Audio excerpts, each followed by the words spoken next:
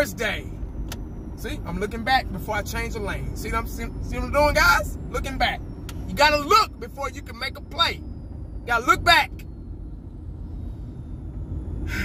1 to go.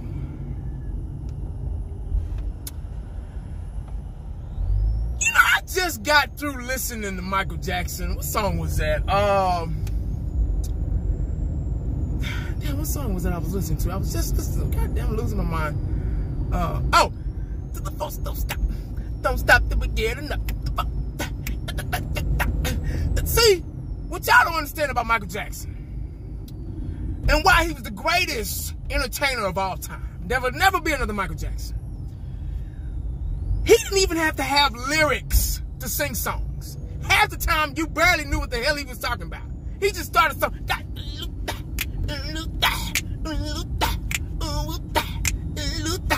And you're like, the fuck did Michael just say?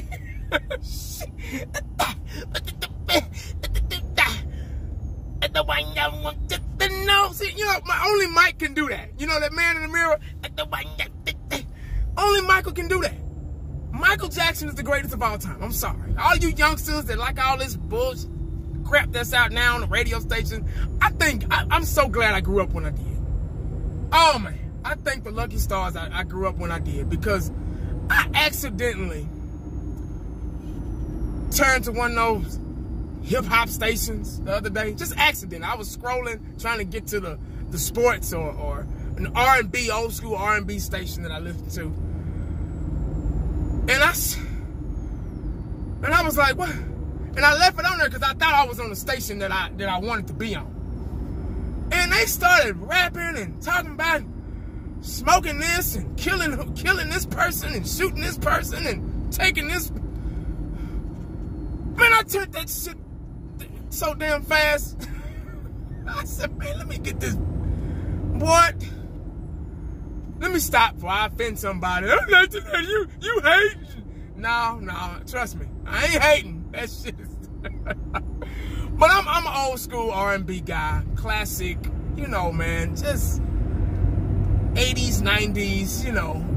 I ain't got time to be talking about somebody talking. How many times can you hear about how many times a person killing somebody or smoking this or drinking this or sipping on this or riding on 90-inch rims? Or how many times can you hear that? I mean, really, who cares? Shit. Oh, man.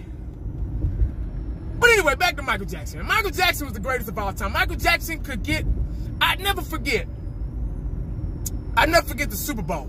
It was 92. Yeah, 92 Super Bowl. Dallas Cowboys versus Buffalo Bills.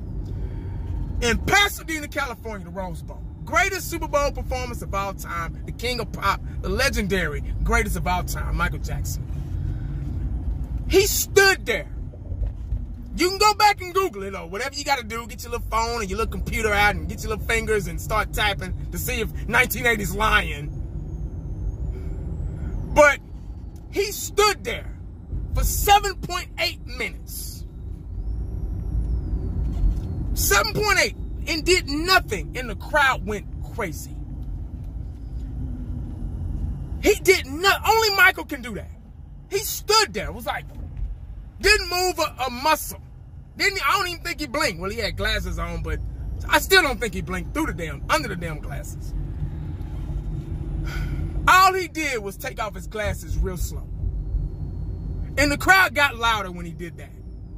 Now, if an artist today, if some candy-ass jabroni artist get up there and start talking about killing folks and shooting folks and throwing up this and if they did that, if they stood there for 7.8 minutes on the stage, I guarantee your show is over. People start walking up out of there. Because for one, nobody barely cares what the hell you're talking about. And two, nobody cares what the hell you're talking about. So, only Michael can do that, man. I'm sorry. I just had to get that off my chest because I so miss him. He sure made the world a better place. Lord. But anyway, guys, let me talk about something real quick, man. And I'm probably going to get chewed out for talking about this. But I don't care. Y'all know me. I don't give a damn. I don't care what nobody think. I don't care about being wrong. I don't care about being right. But I got to get this off my chest. Let's talk about the Dallas Cowboy cornerbacks. Just the cornerbacks in general. The ones that started. I'm not talking about the slots. I'm not talking about the bench warmers. They get splinters in their asses and shit when they finally get in the game. I'm talking about Byron Jones and Cheeto. Now, Byron Jones, he scared me at first. When Chris Richards, whatever his damn name is, when he came to Dallas, he said, I'm going to move Byron Jones. I'm going to try him out at corner. I was like, oh, big mistake. This is one thing I was wrong about, guys. So if you want to jot that down, if it makes you feel better, then 1980 was wrong about something, guys. I'm going to tweet that. This is one thing I was wrong about. And I'm glad I was wrong. Because Byron Jones turned out to be an no, I ain't gonna give him that. I ain't gonna say excellent. He turned out to be a pretty good damn cornerback. 6'1", 200 pounds, very athletic. His y'all know about his combine, jumping out of the damn arena and all that shit. Very athletic guy, very physical corner. And he was able to transition from safety to corner just like that. Had no problem, no issues. He was always there, breaking up the pass, you know, got the big time receiver from every team. Byron Jones is good. I'm not worried about Byron Jones. So this video really ain't about him. But what I am concerned about is the other side. Cheeto. Y'all's boy. Man, in 1980, you need to get off of Cheeto, man. How long we had Cheeto? What, 2 years? I guess 2 years. I'm not saying bench him. But this young man really scares me. Like, seriously. He really does. I mean, he reminds me, and I'm going to get killed for saying this, he reminds me of Mo Claiborne without the injuries. Mo Claiborne, you can look at him and he pull a hamstring or something, or an Achilles tendon tear or something, be out for the season, if you look at him wrong. He only gave you what? He had that Sean Lee syndrome. He only gave you maybe 7-8 games a season, if at best. That's why they got rid of his ass. Him and Used Car. Byron, what's his name? Brandon Used Car. Got rid of it because neither one of them could cover. Neither one of them could look back. Baller being an addict, pass interference, defensive pass interference every time because they just know how they didn't know how to play the refs. They didn't know how to look back. They just didn't have any common sense at all. And I'm starting to think that about Cheeto. Too many goddamn highlights that I've recorded or witnessed or saw or during the game.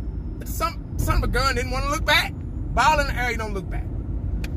I don't get it. So this position needs to be up for grabs this offseason. Like, seriously, I'm sorry. We need playmakers, guys.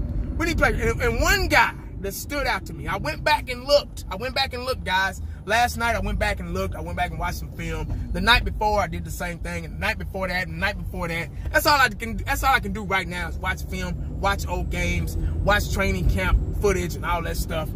And this guy, I think his name is Donovan Alumbe, or something like that. God forgive me. God bless me. I'm sorry if I messed up the game. Messed up the man's name. I'm not good with those type of names. Please forgive me. I think he was number 32. He's 6'2", 205. Lean. I think he runs like a 4.5 or something like that. Give or take a couple of seconds. Very agile. He seems like a playmaker. Now this is a practice squad guy. This guy, but he's had reps.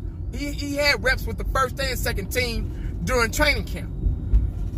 So this is a guy that probably needs to, before we get, draft is coming up and all that combine, all that shit. And the Dallas Cowboys are so quick to draft cornerbacks. They'll just be like, oh, what do we got left? What we 5th, 6th round? Oh, let's just draft a cornerback, goddammit. I don't know why. They just love cornerbacks for some reason. They always get these cornerbacks that don't know how to look back. But before you go drafting cornerbacks, they got guys on the practice squad that can step up, that know the system, know the scheme. All you got to do is move them up. There you go. That position should be up for grabs.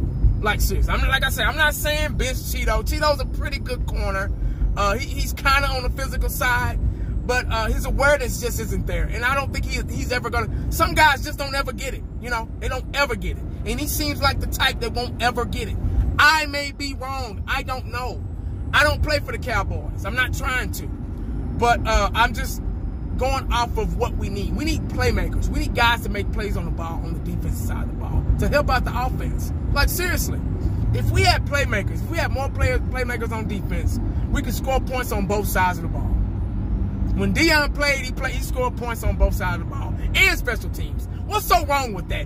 Why is that against the law to make a play on the ball nowadays? Why don't cornerbacks look back? I need to go to one of these damn practices and figure out what the hell is going on and see.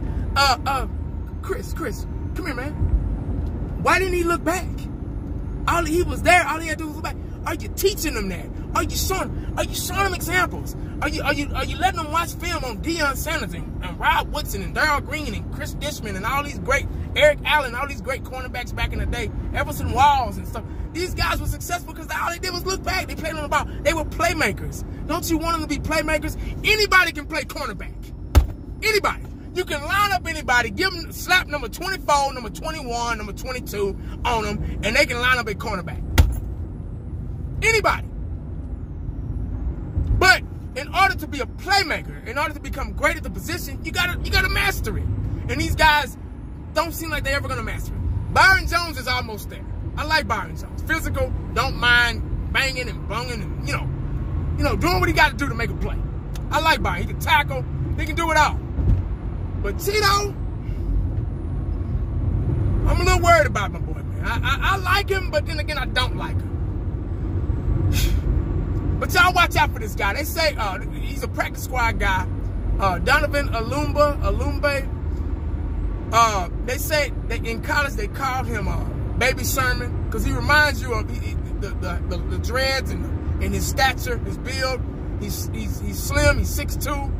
And we need tall guys like that that can reach up and go get that ball, snatch that ball out of the air before the receiver can get to it. Because what's the average height on the receiver? What, 5'9"? My height, 5'9.5", 5'10", 5'11". Hell, that's the average going height for cornerbacks and receivers in today's game. Because they looking for speed. You get what I'm saying? So, with all that being said, I really think they should focus on this guy. Look at this guy, man. I'm serious. Y'all look him up. I'm telling you.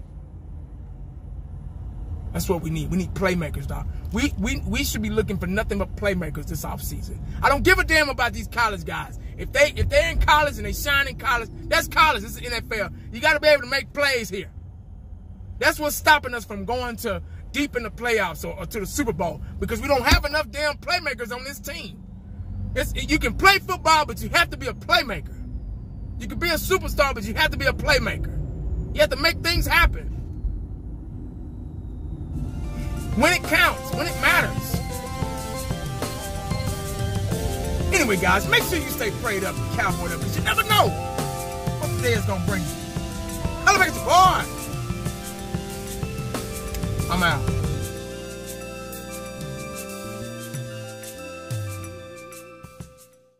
And the only thing else I got to say is,